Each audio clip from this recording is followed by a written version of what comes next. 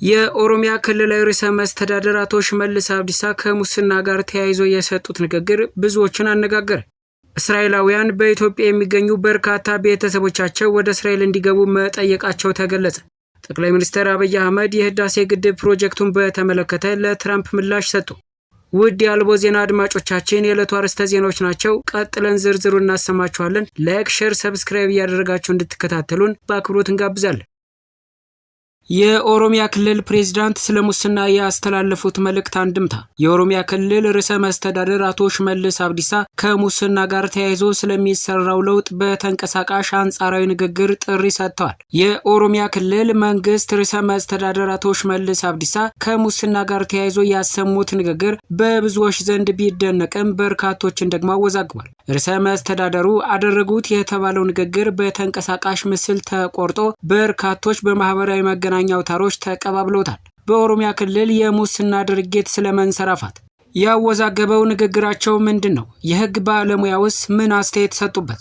የሙስና ድርጊት መንሰራፋት አስተያየታቸውን ለሚዲያ የሰጡና ስማቸውን ግን እንዳይጠቀስ የጠየቁት የኦሮሚያ ክልል ነዋሪ አሁን ሙስና የሚጠየቅባቸው የአገልግሎት ዘርፍና ተቋማት እየተበራከቱ መምጣታቸውን ገልጸዋል። አብዛኛውን ጊዜ በጉዳይ አስፈጻሚ ካልሆነ ፋይልን በመደበቅ ነው የሚያመላልሱ፣ ጉዳይን መጨረስ አትችልም ያሉት አስተያየት ሰጪው ይህ ድርጊት በእያንዳንዱ መስሪያ ቤት መስፋፋቱን ለአብነትም በነዳጅ ማደያዎች ጭምር በቂ ነዳጅ በከባድ ተሽከርካሪዎች ለመሙላት ሙስና የሚጠበቅባቸው ቦታዎች በርካታ ናቸው ሲሉ ገልጸዋል። መንግስታዊ ለውጡ በመጣበት የዛሬ 8 ዓመት አካባቢ የተወሰነ ፍርሃት በመኖሩ ተሻሽሎ ነበር ያሉት ሙስና አሁን ደግሞ መልኩን ቀይሮ ተበራክቷል ብለዋል። የኦሮሚያ ክልል ርዕሰ መስተዳድር አቶ ሽመልስ አብዲሳ ከሰሞኑ አዳማ ውስጥ የመንግስታቸው የዓመቱ የመጀመሪያው 6 ወራት የስራ አፈጻጸም ግምገማ መድረክ ላይ መሰል የሙስና ተግባራትን በማስመልከት ድርጊቱን ያወዛገቡ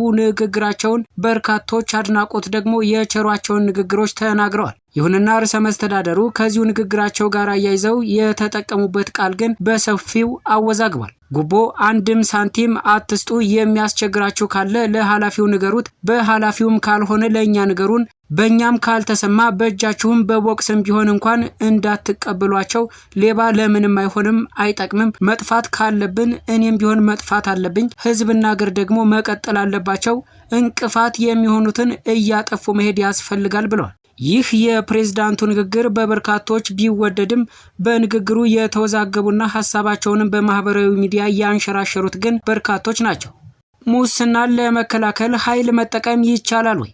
አስተያየታቸውን ለሚዲያ የሰጡ የህግ ባለሙያው ዮናታን ዘውዱ በኢትዮጵያ ህግ በጉልበት ራስን ለመከላከል የኃይል እርምጃ መውሰድ የሚቻልባቸው አግባቦች ቢኖሩም ይህ ለሙስና ግን የሚሰራ አይደለም ብለዋል። ለቀልድ ካልሆነ በቀር ለሙስና ይህ አግባብነት የለውም ያሉት ባለሙያው ንጥቂያ ሲፈጽምና አንድ ሰው ለመጉዳት ወይም ለማጥቃት ሆን ብሎ አነጣጥሮ በሚሄድበት ሁኔታ ካልሆነ በኃይል መጠቀም አገልግሎት ማግኘትና ሌሎች ድርጊቶችን ማድረግ አግባብነት የለውም ሲሉ ጨምረው ገልጸዋል። ኢትዮጵያ ውስጥ ሙስናን ለመከላከል የሚያስችል በተለይ የህጉ ማሻሻያ ከተደረገ ወዲህ በቂ የህግ ከለላ አለ የሚሉት የህግ ባለሙያው አቶ ዮናታን የአስፈጻሚው አካል ቁርጠኝነት ግን ጥያቄ እንደሚያስነሳ ያስረዳሉ።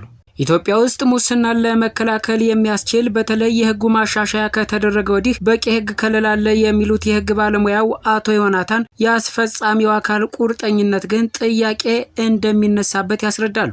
ህጉ በቂ ነው፣ ዋናው ችግር የማስፈጸም አሰራርና ቁርጠኝነት ችግር ነው የሚሉት ባለሙያው ሙስናን ለመከላከል ከተቋቋመው አካል ጀምሮ ፍተሻ በማድረግ በተለይ የጥቆማ አሰራር ላይ ጠንክሮ መስራት እንደሚያስፈልግም አስተያየታቸውን ሰጥተዋል። ከአንድ ዓመት በፊት የካቲት ወር ላይ በሙስና ላይ ጥናት ያደረገው ትራንስፓረንሲ ኢንተርናሽናል ኢትዮጵያን ሙስናን በመከላከል ረገድ አመርቂ ውጤት ካላመጡ ሀገራት መካከል እንዳስቀመጣት መጠቆሙ ይታወሳል። ሂደቱ በከፍተኛ ባለስልጣናት ቅርብ ክትትል ሲደረግለት እንደነበርም ተገልጿል።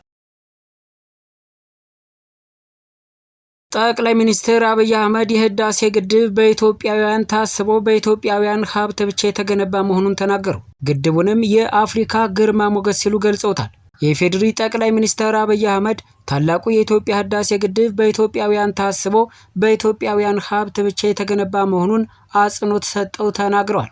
ጠቅላይ ሚኒስትር አብይ አህመድ ይህንን ያሉት ቅዳሜ ጥር 23 2018 ዓ.ም በአይሻ 2 የንፋስ ኃይል ማመንጫ ፕሮጀክት ምረቃ ላይ ባደረጉት ንግግር ነው። ጠቅላይ ሚኒስትሩ በዚህ ወቅት ኢትዮጵያ የሚቀጥለውን የአፍሪካ ዘመን እድገት ለማረጋገጥ የሚጣለውን መሰረት ከሞላ ጎደል በክሊን ኢነርጂ ላይ ያተኮረ መሆን አለበት ብላ ታምናለች ሲሉም ተናግረዋል። አክለውም የዚህ ቅድመ ማሳያና የአፍሪካውያን የጋራ ድል የሆነውን ታላቁ የህዳሴ ግድብን የአፍሪካ ግርማ ሞገስ ሲሉ ገልጸውታል። ቀጥለውም የአፍሪካ ግርማ ሞገስ የአፍሪካ የመቻል ማሳያ፣ የአፍሪካ ህዝቦች ከፈለጉና ከወደዱ እንዲሁም ከተደመሩ አንጋፋ ስራ ጀምረው ሊጨርሱ እንደሚችሉ ያሳየው በኢትዮጵያውያን ታስቦ በኢትዮጵያውያን ሀብት ብቻ የተገነባው የህዳሴ ግድብ ለኛ ለኢትዮጵያውያን ኩራት፣ ለመላው አፍሪካ ደግሞ የምሳሌ ምልክት ነው ሲሉ አጽንኦት ሰጥተዋል። የኢትዮጵያ እድገት የኢትዮጵያ ኢነርጂ ከአካባቢው ሀገራት ትስስር ውጪ ለብቻ በማደግ የሚረጋገጥ አይሆንም ያሉት ጠቅላይ ሚኒስትር አያይዘውም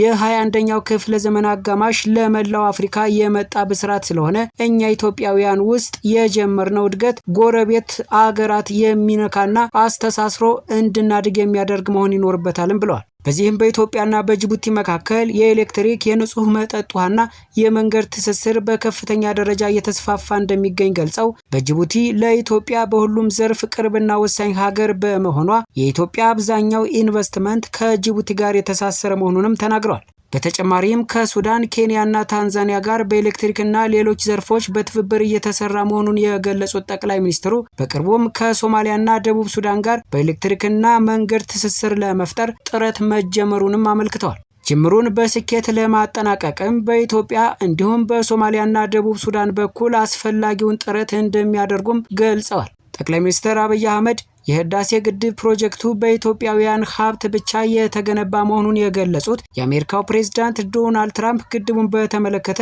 በተደጋጋሚ አወዛጋቢ ንግግራቸውን በመቀጠላቸው ምክንያት ነው። ፕሬዝዳንት ትራምፕ አሜሪካ ለግድቡ ግንባታ የገንዘብ ድጋፍ አድርጋለች፣ ግድቡ የናይልን ውሃ ፍሰት አቋርጧል፣ እንዲሁም ለግብጽ የሚወርደውን ውሃ ቀንሷል የሚሉ ያልተረጋገጡና የተሳሳቱ መረጃዎችን ሲያሰራጩ እንደነበር አይዘነጋም።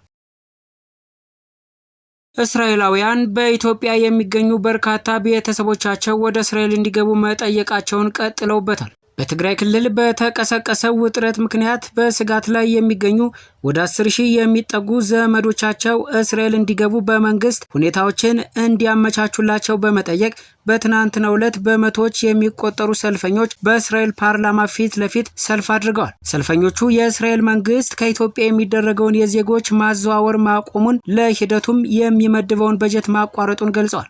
በኢትዮጵያ የሚገኙ ስደተኞችን የሚረዳው ፓወር ፎር አሊያህ የተባለው ድርጅት ባወጣው መግለጫ መሪዎች በኢትዮጵያ ባለው ግጭት ሳቢያ ሁኔታቸው የተባባሰ የመጣውን ወገኖች ወደ እስራኤል ለማምጣት በአስቸኳይ በጀት እንዲመድቡም ጠይቀዋል። እንደ ድርጅቱ ግምት ከተለያዩ የእስራኤል ከተሞች የመጡና አብዛኞቹ የኢትዮጵያ ተወላጆች የሆኑ ወደ 2,000 የሚጠጉ ሰዎች በሰልፉ ላይ ተገኝተዋል። ሰልፈኞቹ በኢትዮጵያ የሚገኙ ቤተሰቦቻቸው ለዓመታት ለመዘዋወር ሲጠባበቁ መቆየታቸውንም ገልጸዋል።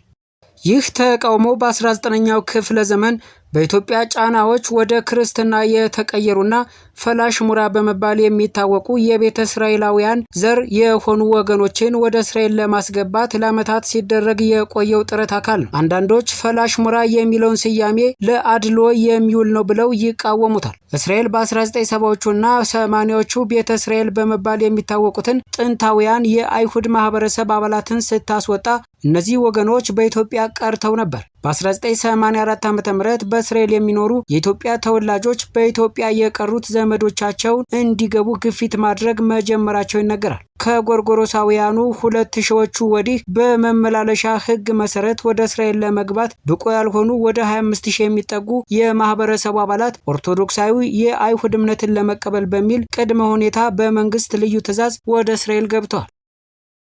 ውድ የአልቦ ዜና ቤተሰቦች ለዛሬ ያዝናቸው ዜናዎች እነዚህ ነበሩ። በቀጣይ እስክንገናኝ መልካም ቀን።